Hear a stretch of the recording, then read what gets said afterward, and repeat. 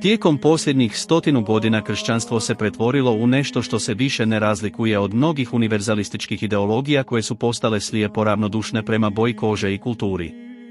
Upijajući i liberalizam i marksizam u svoje temeljne teme, ono je sačuvalo univerzalističku i altruističku etiku svoje izvorne vjere, ali je odbacilo metafizičko utemeljenje u doktrini, Svetom pismu i patrističkoj tradiciji. Većina glavnih protestantskih denominacija krenula je tim putem prije mnogo desetljeća. Postale su svojevrsna duhovna navijačka skupina demokratske stranke u SAD-u i političkih figura poput Angele Merkel. Danas se čini da je i rimokatolička crkva odlučna transformirati se u još jednu varijantu tog olakšanog kršćanstva, i to uz pomoć i potporu uvijek zločudnog Georgea Sorosa. Teško je pomisliti na tog dobrog starog Sorosa bez gađenja, riječ je o multibilijarderu vođenom ideološkim fanatizmom s ciljem potpunog preoblikovanja zapadnog svijeta. On je savršen primjer načina razmišljanja koji stoji iza Esperanta, umjetnog jezika s pripadajućom univerzalističkom i utopijskom filozofijom koja je oduševljavala njegova oca, mađarskog Tivadora Sorosa.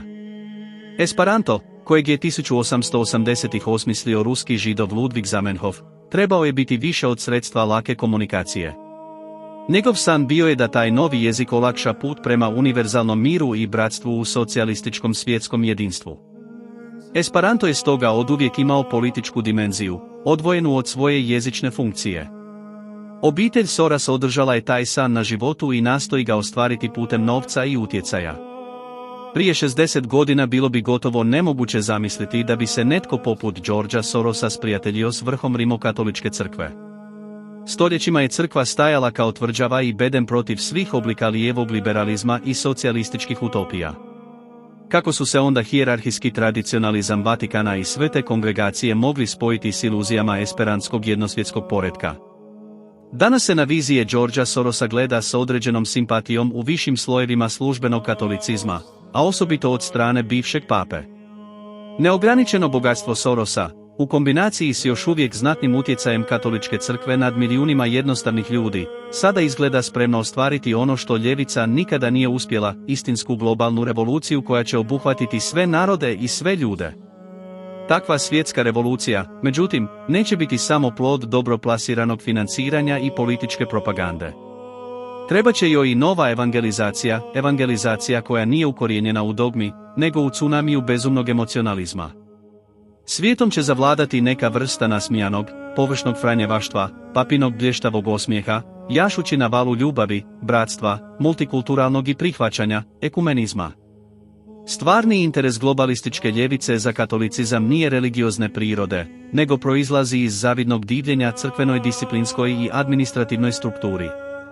Ljevica sanja o ideološkoj hegemoniji nad svijetom, potkrijepljenoj ne samo silom i novcem, nego i neupitnim metafizičkim autoritetom. U liberalno-lijevom viđenju, kada bi se katolička crkva lišila svoje navodno zastarjele privrženosti određenim dogmama i praksama, postala bi savršen instrument društvene kontrole nad masama. To je stvarni pokretač Sorosovih pokušaja povezivanja s Vatikanom i s najradikalnijim elementima postkoncilijarne crkve.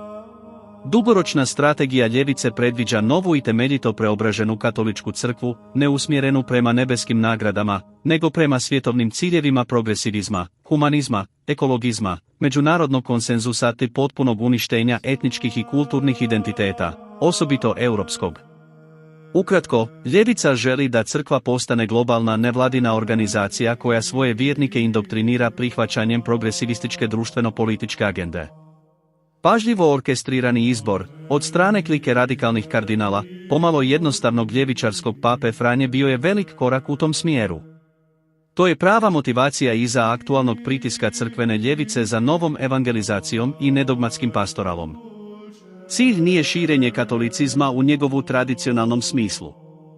Soros i papa Franjo žele da katolicizam zaboravi svoj stvarni identitet, ali ne i svoju povijesnu predanost beskrajnom misionarskom radu obraćenja i usađivanju poslušnosti i jednoumlja od kolijevke do groba.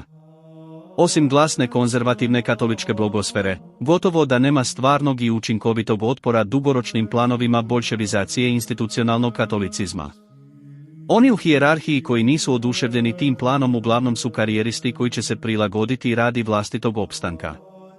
Pitate li ih treba li zaređivati žene ili vjenčavati homoseksualce u crkvi? Tipičan odgovor bit će, da, zašto ne, prosječni katolički laik danas je mekani lijevi libertarijanac ravnodušan prema pobačaju i kontracepciji. Hoće li Sorosov plan za crkvu uspjeti, ovisi o više čimbenika. Osim nadnaravne intervencije s neba, jedina zemaljska nada leži u onoj maloj manjini katoličkih vjernika koji su svjesni kulturne i rasne katastrofe koja se nadvija nad zapadom.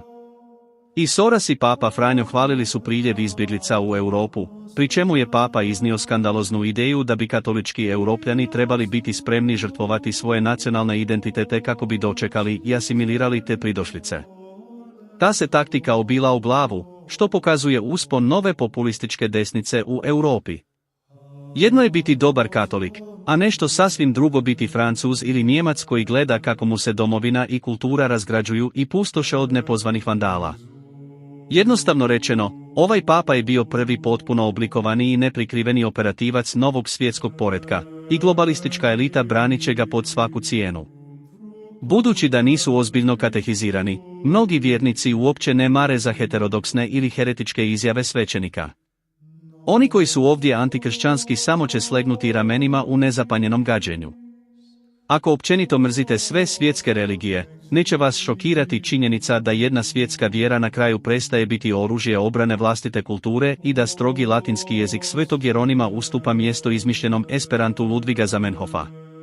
Dok svjedočimo velikoj promjeni u zapadnom svijetu, cilj globalista je pretvoriti institucionalnu katoličku crkvu u još jedan megafon korporativizma, multikulturalne propagande i politizirane filantropije.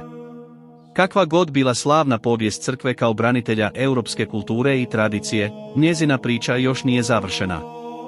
Pred nama je prilika da zajedničkim djelovanjem i vjerom obnovimo vrijednosti koje čuvaju naš identitet i kulturu, i da svjetlo vjere nastavi sjati kroz generacije. Nada još uvijek postoji, a budućnost je u našim rukama. Hrvatski kanal.